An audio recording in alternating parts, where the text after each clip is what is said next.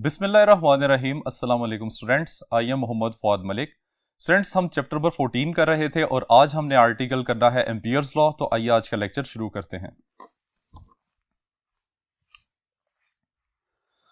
Students, chapter number 12 में आप लोगों ने पढ़ा था कि अगर हमें linear charge distribution, volume charge distribution या सरफेस चार्ज डिस्ट्रीब्यूशन की वजह से सर्टेन पॉइंट पे इलेक्ट्रिक फील्ड की वैल्यू फाइंड करनी हो तो हम गॉसेस लॉ यूज करते हैं।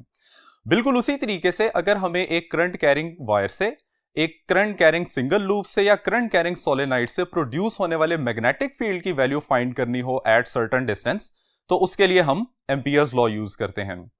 ऑन्ड्रे मैरी एम्पियर एक फ्रेंच फिजिसिस्ट था जिसने large number of experiments perform करके करंट और करंट से प्रोड्यूस होने वाले मैग्नेटिक फील्ड के दरमियान में एक मैथमेटिकल रिलेशन बनाया था जिसको हम एम्पियर्स लॉ का नाम देते हैं या फिर एम्पियर सर्किटल लॉ का नाम देते हैं। अब स्टूडेंट्स, ये एम्पियर्स लॉ क्या है, इसको समझने के लिए सपोज करें कि हमारे पास एक स्ट्रेट करंट कैरिंग कंडक्टर है जिसमें करंट की डायरेक्शन वर्टिकली अपवर्ड है। अब इस पे अगर हम राइट हैंड फिस्ट रूल या right hand thumb rule apply करते हैं तो उससे हमें यह पता चलता है कि करंट कैरिंग वायर से प्रोड्यूस होने वाला मैग्नेटिक फील्ड सर्कुलर है और इसकी डायरेक्शन एंटी क्लॉकवाइज है। स्टूडेंट्स, हम चाहते हैं कि करंट कैरिंग कंडक्टर से सर्टेन डिस्टेंस आर पे मैग्नेटिक फील्ड की वैल्यू को फाइंड करें। तो स्टूडेंट्स देखें कि करंट कैरिंग कंडक्टर से आर डिस्टेंस पे एक पॉइंट हमें ये मिल जाता है और इस तरीके से हमारे पास लार्ज नंबर ऑफ पॉइंट्स आ जाते हैं। अब हमने किस पॉइंट के ऊपर मैग्नेटिक फील्ड की वैल्यू फाइंड करनी है? तो स्टूडेंट्स, हमने प्रीवियस लेक्चर में यह बात डिस्कस की थी कि अगर एक पॉइंट का करंट कैरिंग कंडक्टर से डिस्टेंस सेम है तो उस पे मैग्नेटिक फील्ड की मैग्नीट्यूड कांस्टेंट रहेगी। तो हम इन तमाम पॉइंट्स को आपस में मिला के एक क्लोज लूप बना लेते हैं जिस लूप को एम्पीरियन पाथ या एम्पीरियन लूप कहा जाता है। अब इस लूप पे मौजूद हर एक पॉइंट पे मैग्नेटिक फील्ड की मैग्नीट्यूड सेम रहेगी जबकि डायरेक्शन टेंजेंट के अलोंग होगी। अब स्टूडेंट्स, हमारे पास क्या सिचुएशन है इसके बारे में मैं आपको बताने लगा हूं, ये जरा आपने ध्यान से सुनना है। तो सिचुएशन कुछ इस तरह से है कि एक कर्व पाथ के अलोंग हमने ऐसे वेक्टर की वैल्यू फाइंड करनी है जो कि डायरेक्शन के चेंज होने से पॉइंट टू पॉइंट वेरी करता है। तो स्टूडेंट्स, क्या आपने इस तरह की कोई सिचुएशन पहले देखी है? चैप्टर नंबर 4 में work done by the variable force के आर्टिकल में आपने कर्व पाथ के अलोंग वेरिएबल फोर्स से किया गया वर्क डन फाइंड किया था, जहां पे हम कर्व पाथ को पहले स्मॉल पैच में डिवाइड करते हैं और उसके बाद हम फोर्स का वो कंपोनेंट पैच की लेंथ के साथ मल्टीप्लाई करते हैं जो कि पैच लेंथ के अलोंग होता है। और फिर फाइनली टोटल वर्क फाइंड करने के लिए हम हर एक पैच के अलोंग जो फैक्टर्स आते हैं उन तमाम की वैल्यूज को ऐड करते हैं। तो स्टूडेंट्स, ये सिचुएशन हमारी आज की सिचुएशन से सिमिलर है। तो यहां पे भी हम सबसे पहले इस क्लोज लूप को, जिसको हम एम्पीरियन पाथ या एम्पीरियन लूप कहते हैं, स्मॉल पैच में इस तरह डिवाइड करेंगे कि हर एक पैच की लेंथ डेल्टा एल के इक्वल आएगी। अब स्टूडेंट्स, हम फर्स्ट पैच के अक्रॉस कैलकुलेशन करते हैं। तो आप देख सकते हैं कि डेल्टा एल की डायरेक्शन और मैग्नेटिक फील्ड की डायरेक्शन में सर्टेन एंगल थीटा एग्जिस्ट करता है।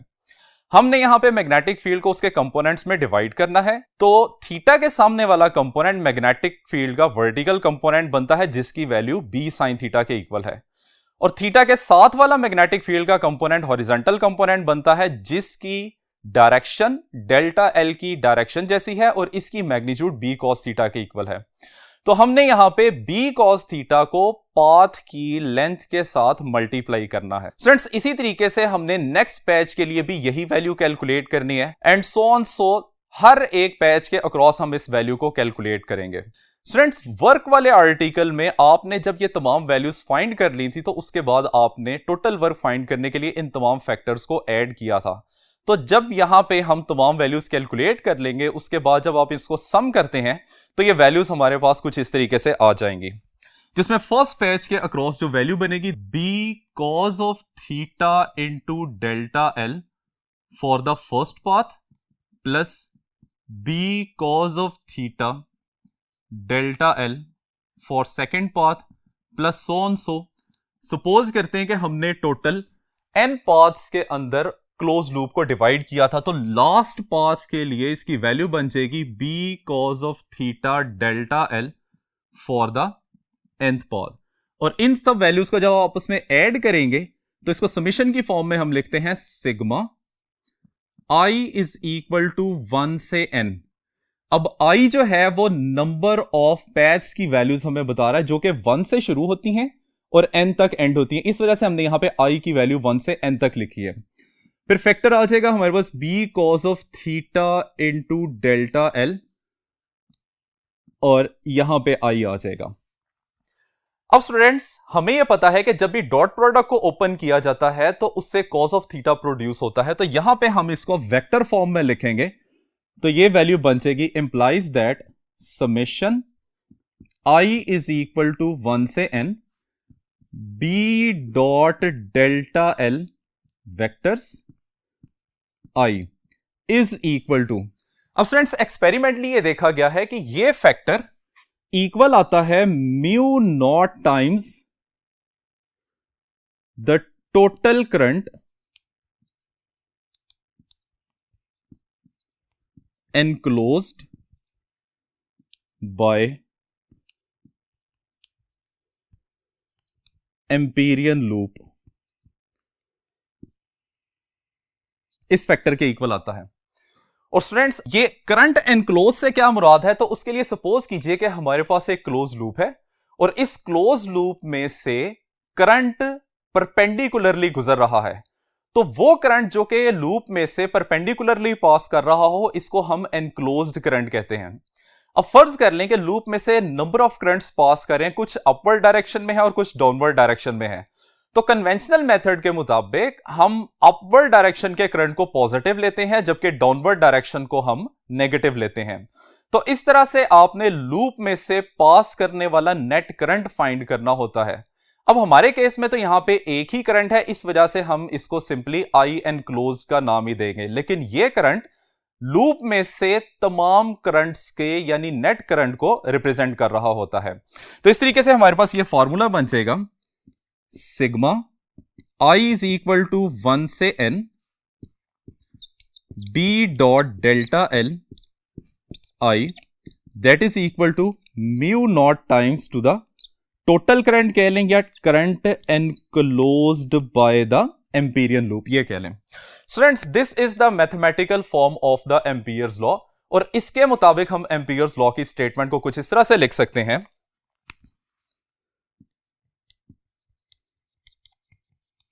Statement,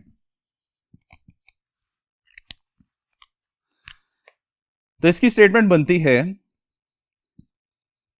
the sum of the quantities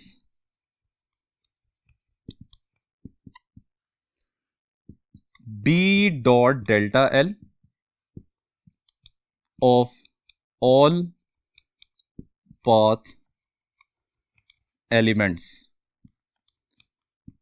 into which a complete loop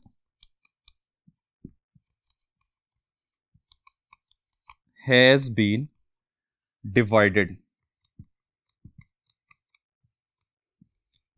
is equal to mu naught times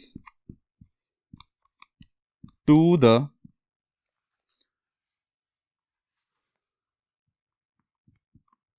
total current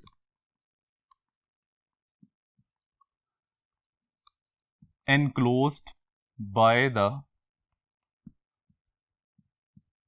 loop। तो students this is the statement of the Ampere's law. अब जरा देखिए इसमें उसने हमें कहा the sum of the quantities b dot delta l. आपने जितनी भी b dot delta l quantities calculate की हैं उसको आपने सम करना है। किसके अक्रॉस कैलकुलेट की है? Of all path elements into which a complete loop has been divided, जिसमें आपने एम्पीरियन लूप को जितने पार्ट्स में आपने डिवाइड किया था तो हर एक पार्ट के across b dot delta L की एक वैल्यू आएगी, उन तमाम वैल्यूज को आपने ऐड करना है। तो वो कहता है कि ये एडिशन के बाद जो आपके पास फैक्टर आएगा that is equal to mu naught times the total current enclosed by the loop. तो ये तमाम फैक्टर्स जो है वो इक्वल आ जाएंगे जब आप एनक्लोज्ड करंट को मल्टीप्लाई करते हैं म्यू नॉट के साथ। तो student this is known as Ampere's law और एम्पियर सर्किटल लॉ। अब स्टूडेंट्स हमने स्टार्ट में ये कहा था कि जिस तरह गॉसेस लॉ को इलेक्ट्रिक फील्ड की डिटर्मिनेशन के लिए यूज किया जाता है, उसी तरीके से एम्पियर्स लॉ को मैग्नेटिक फील्ड की डिटर्मिनेशन के लिए यूज किया जाता है। तो इसके लिए एक पॉइंट याद रखिएगा, हम ये कह सकते हैं कि Gauss's law is equivalent to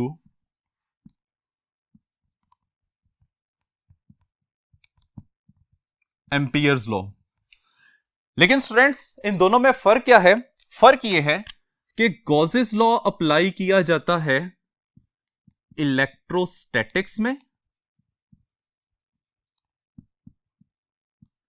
और एम्पियर्स लॉ यूज किया जाता है इलेक्ट्रोडायनामिक्स में। लेकिन दोनों का काम सेम है। इलेक्ट्रोस्टैटिक में चार्जेस रेस्ट पोजीशन में होते हैं और इस सिचुएशन में जो चार्ज फील्ड जनरेट कर रहे होते हैं दैट इज इलेक्ट्रिक फील्ड। तो गॉसेस लॉ यूज किया जाता है to determine electric field at a certain point, जो कि आर डिस्टेंस के ऊपर हो सकता है। अब स्टूडेंट्स एम्पियर्स लॉ की बात करते हैं तो ये इलेक्ट्रोडायनामिक्स में यूज किया जाता है। अब जब चार्ज को आप मूव करवाते हैं तो मूवमेंट ऑफ चार्जेस से मैग्नेटिक फील्ड प्रोड्यूस होता है। तो यहां पे हम लिख सकते हैं to determine magnetic field at certain distance r. उसके बाद फ्रेंड्स आप लोगों ने पढ़ा था कि गॉसेस लॉ को क्लोज्ड सरफेसेस के ऊपर अप्लाई किया जाता है। तो ये नेक्स्ट पॉइंट इसका आ जाएगा, अप्लाइड ऑन क्लोज्ड सरफेसेस। और इस सरफेस को हम क्या नाम देते हैं? गॉसियन सरफेस, जो कि एक इमेजिनरी क्लोज सरफेस होती है। बिल्कुल इसी तरीके से कहता है Ampere's law is applied on closed loops, और इस क्लोज लूप को हम एम्पीरियन लूप या एम्पीरियन पाथ का नाम देते हैं। तो स्टूडेंट्स ये दोनों लॉज जो है वो एक दूसरे के इक्विवेलेंट होते हैं, लेकिन इनका वर्किंग रीजन डिफरेंट है। अब स्टूडेंट्स आपने चैप्टर नंबर 12 में भी पढ़ा था कि जब भी आपने इलेक्ट्रिक फील्ड की वैल्यू फाइंड करनी होती है तो हमें 4 स्टेप्स के ऊपर मूव करना पड़ता है। बिल्कुल उसी तरीके से अगर आपने एम्पियर्स लॉ अप्लाई करना है किसी भी करंट कैरिंग ऑब्जेक्ट से प्रोड्यूस होने वाले मैग्नेटिक फील्ड की डिटर्मिनेशन के लिए, तो स्टूडेंट्स हमें 4 स्टेप्स को ही फॉलो करना पड़ेगा। वो स्टेप्स कौन से हैं आइए देखते हैं। इसके लिए हम लिख लेते हैं डिटर्मिनेशन ऑफ मैग्नेटिक फील्ड। तो इसमें है स्टेप नंबर 1। स्टूडेंट्स सबसे पहला स्टेप यह होता है कि आपने एक क्लोज लूप बनानी है जिसको हम एम्पीरियन लूप का नाम देते हैं। इसके ऊपर वो पॉइंट लाजमी होना चाहिए जिस पे आपने मैग्नेटिक फील्ड की वैल्यू फाइंड करनी होती है। So this is point number 1। Draw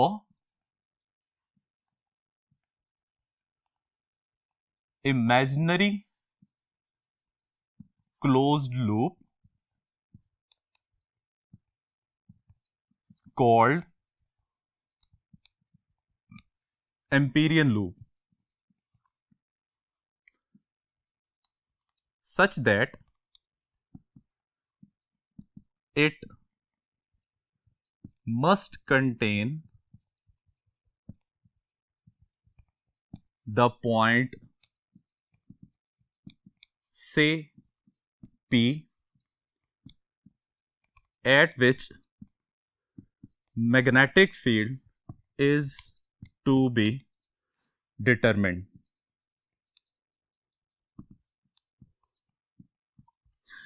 अब स्टूडेंट्स यहां पे एक बात हमारे ज़हन में आती है कि ये क्लोज लूप की शक्ल क्या होनी चाहिए। इसको हम सर्कुलर बनाएं, इसको हम स्क्वायर फॉर्म में बनाएं, इसको हम रेक्टेंगुलर फॉर्म में बनाएं या ट्रायंगुलर फॉर्म में बनाएं। तो स्टूडेंट्स उसके लिए आपने ये पॉइंट याद रखना है, कहता है कि shape of Amperian loop is such that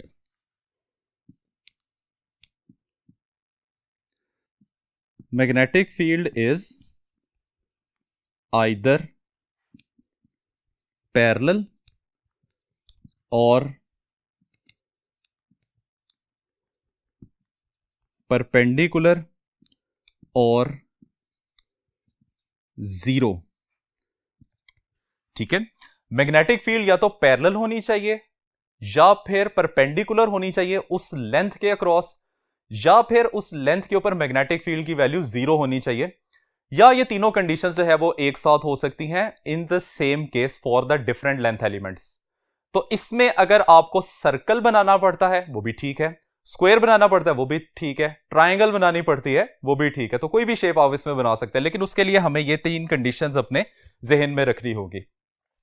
अब स्टूडेंट्स हम चलते हैं स्टेप नंबर 2 की तरफ। स्टेप 2, अब जब आप एम्पीरियन लूप को स्मॉल पैच में डिवाइड कर देते हैं, जो कि या तो पैरेलल हो सकते हैं, परपेंडिकुलर हो सकते हैं, या जिनके अक्रॉस मैग्नेटिक फील्ड की वैल्यू 0 हो सकती है, फिर वो कहता है कि आपने कैलकुलेट करना है b dot delta l factor को फॉर ऑल एलिमेंट्स। जितने भी पाथ में या जितने भी पैच में आपने एम्पीरियन लूप को डिवाइड किया है, हर एक के अक्रॉस हम बी डॉट डेल्टा एल की वैल्यू को कैलकुलेट करेंगे। इसके बाद स्टूडेंट स्टेप नंबर 3 आ जाता है।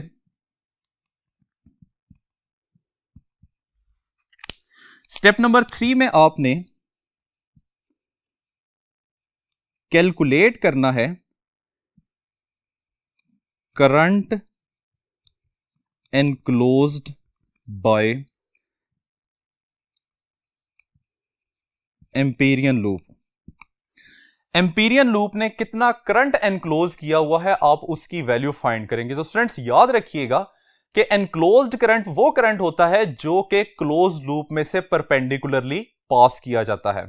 हमने ये बात पढ़ी है बी के जितना अपवर्ड डायरेक्शन का करंट होगा उसको पॉजिटिव ट्रीट किया जाता है बाय कन्वेंशन, और जितना डाउनवर्ड डायरेक्शन का करंट होगा उसको नेगेटिव ट्रीट किया जाता है। तो इस सिचुएशन में अगर हमारे पास नंबर ऑफ करंट्स हो जो कि अपवर्ड और डाउनवर्ड डायरेक्शंस में हैं, तो हम नेट करंट को ही एनक्लोज्ड करंट का नाम देते हैं। और स्टूडेंट्स फाइनली हमारे पास स्टेप नंबर 4 है, that is step 4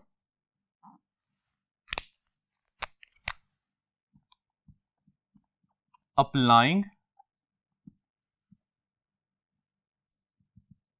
amperes law to calculate magnetic field। और एम्पियर्स लॉ क्या है? Summation I is equal to 1 से n b dot delta L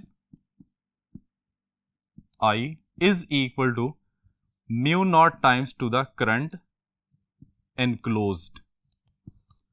इस फार्मूला लगा के आप मैग्नेटिक फील्ड की वैल्यू कैलकुलेट कर सकते हैं। तो स्टूडेंट्स ये है हमारा आज का लेक्चर। उम्मीद करते हैं कि आपको समझ आ गया होगा। इजाजत चाहते हैं। अल्लाह हाफिज।